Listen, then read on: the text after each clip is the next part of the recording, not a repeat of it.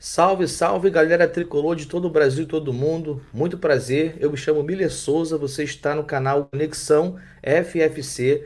Seja muito bem-vindo você que já está aqui no canal frequentemente assistindo nossos vídeos, ou você que caiu de paraquedas e está aqui pela primeira vez. Esse vídeo é dedicado exclusivamente para o pré-jogo do Flusão contra o Bragantino mais tarde, em Bragança Paulista, 18h30, jogo que tem transmissão do Premier. Então a gente vai aqui falar sobre a partida de mais tarde, que é uma partida dificílima, mas já aproveita e deixa o like, se inscreve no canal e ativa as notificações para você sempre ser comunicado em primeira mão de todo o conteúdo que a gente publica aqui diariamente no nosso canal, beleza? Então vamos de pré-jogo? Bora lá! Hoje o Fluminense enfrenta o Bragantino, né? Um jogo dificílimo pelo Campeonato Brasileiro. Bragantino que é vice-líder com 49 pontos, tá ali 7, 8 pontos ali de diferença do Botafogo, né, que empatou ontem contra o Atlético Paranaense. Ainda vai ter o jogo ainda complementar, né? Primeiro tempo foi encerrado, no segundo tempo faltou luz 3, 4 vezes lá no Engenhão, então o jogo ainda vai ser finalizado, mas até então é um resultado que nos interessa, né? O Atlético Paranaense está ali perto do Fluminense, então é um jogo que, se terminar empatado, não é só bom para o Fluminense, como também para o Bragantino, que eu acho que é até uma injeção de ânimo, né, para que o Bragantino queira vencer o confronto contra o Fluminense, para que consiga estar mais perto do Botafogo e quem sabe sonhar em alcançar a liderança do Botafogo, que particularmente eu acho que isso não vai acontecer, mas enfim, o jogo é Bragantino e Fluminense às 18h30. O Fluminense atualmente tem sido um time que tem ganhado pouco, né? Essa é a grande verdade. Dos últimos 7 jogos, o Fluminense venceu apenas 2, já o Bragantino o contrário. Dos últimos 7 jogos, 5 vitórias e 2 empates. Para se ter uma noção, o Bragantino não perde nos seus domínios desde abril desse ano, quando perdeu para o Cruzeiro por 3-0. Eu acho que o Pepa ainda era técnico do Cruzeiro nessa altura. Então, o Fluminense terá uma missão dificílima pela frente. O Fluminense também tem desfalques. Hoje não joga nem Marcelo e nem Lima. Ambos tomaram o terceiro cartão amarelo contra o Corinthians.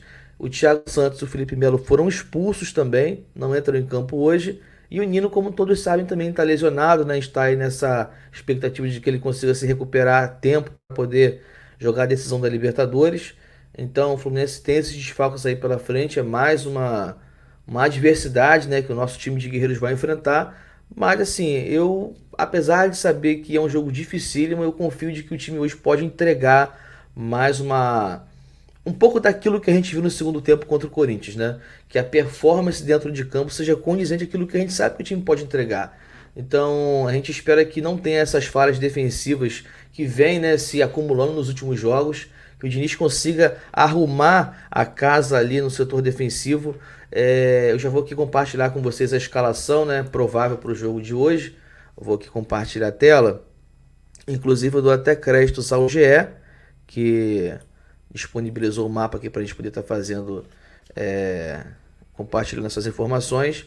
Então o Fluminense hoje deve ir a campo com o Fábio no gol, Samuel Xavier na lateral direita, Felipe Andrade e Marlon na zaga e Diogo Barbosa na esquerda. O Felipe Andrade tem a possibilidade ali de ele começar jogando ou o David Braz. Até o que me consta, o David Braz viajou para Bragança Paulista, então é uma opção que o Diniz pode, né, se assim por decidir, colocar em campo.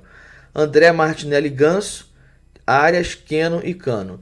Inclusive também o John Kennedy na última partida não entrou, né, porque ele estava com a virose. Então existe também a possibilidade de alguma dessas peças aí, talvez o Cano ou de repente o Keno, enfim, o Diniz tem essas duas possibilidades mais prováveis de escolher Felipe Andrade ou no seu lugar colocar o David Braz, ou então colocar o Germancano para começar no banco e botar o JK, né, de titular, ou então de repente sacar o Ganso, colocar o John Kennedy, fazer o 4-2-4, né, o famigerado 4-2-4 que eu sou muito contra, espero que ele não coloque, né?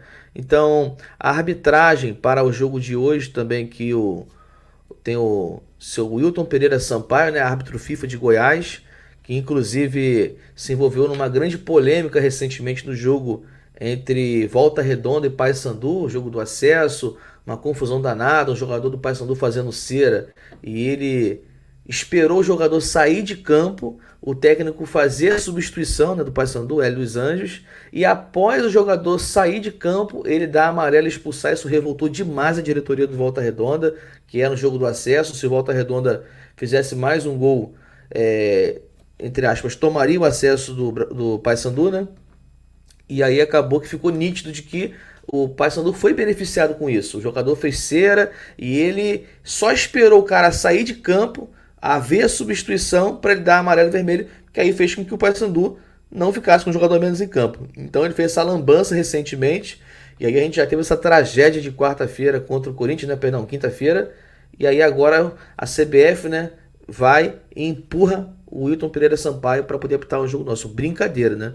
E aí o assistente 1 é Nailton Júnior de Souza Oliveira, árbitro FIFA também do Ceará, o assistente 2 Leone Carvalho Rocha de Goiás e o quarto árbitro Fabiano Monteiro dos Santos de São Paulo, também finalizando ali o quinteto.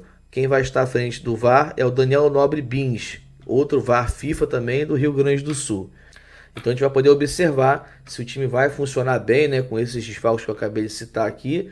Eu, sinceramente, estou muito esperançoso de que o Diogo Barbosa dê uma sustentabilidade ao setor defensivo, como ele já fez em outras atuações. E, sinceramente, se o Diogo Barbosa entregar aquilo que a gente espera dele hoje, quem sabe o Diniz não pode abrir a mente e de repente fazer aquilo que é o sonho de que a cada 10 tricolores, pelo menos 8 aprovam, né? Pelo menos essa experiência de colocar o Diogo Barbosa na lateral esquerda e colocar o Marcelo flutuando no meio de campo, fazendo aquilo que a gente já sabe que ele tem potencial para fazer, né? Foi assim contra o Cruzeiro, foi assim contra o Corinthians na última quinta-feira, e a gente, né, fica com essa expectativa de ver se realmente o Diogo Barbosa vai entregar uma sustentabilidade, né, uma tranquilidade na recomposição, que não comprometa, né, a defesa do Fluminense, principalmente jogadas de contra-ataque do adversário. O Bragantino é um time extremamente perigoso, porque eles marcam linha alta, eles agridem, eles são agudos ao gol adversário,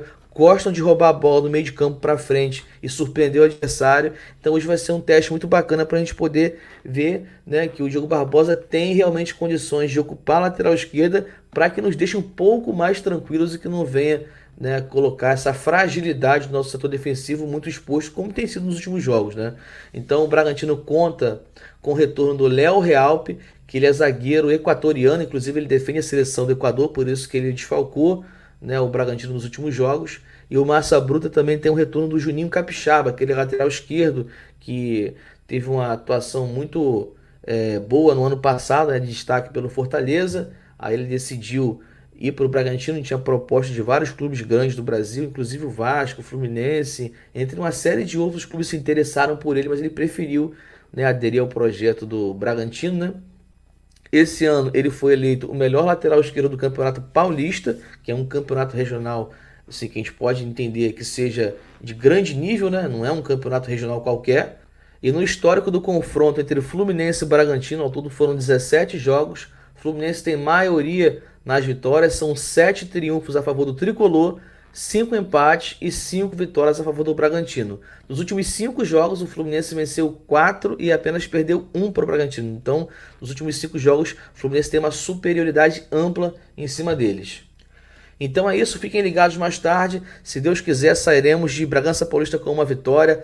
Para mim não importa 1-0, 2-1, 3-2, o que importa é vencer. Lógico que a gente precisa vencer e convencer.